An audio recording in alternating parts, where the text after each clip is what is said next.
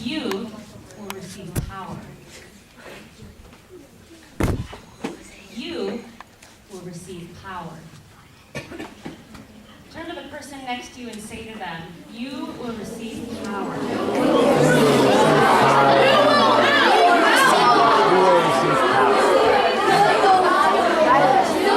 You will receive power when the Spirit comes upon you. In the Bible, there's a book called Acts, and in Acts chapter 1, verse 8, there are these words. You will receive power when the Spirit comes upon you. Have any of you felt the power of the Holy Spirit this week? Do you know what the power of the Holy Spirit is?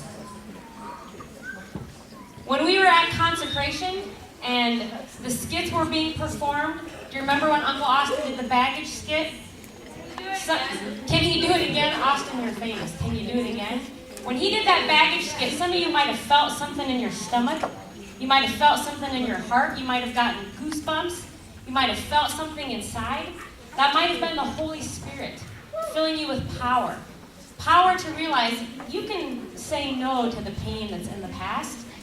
The Holy Spirit gives you power to conquer your fears.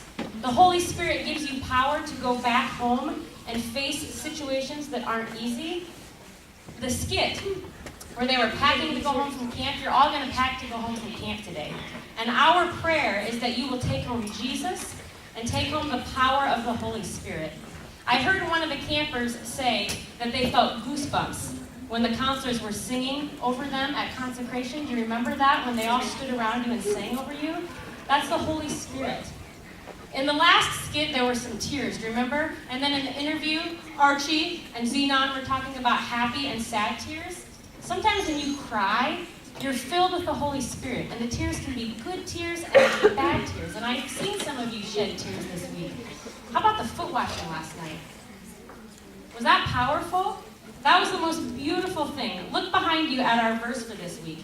Be imitators of God as dearly loved children, read it with me, and live a life of love, just as Christ loved us and gave himself up for us.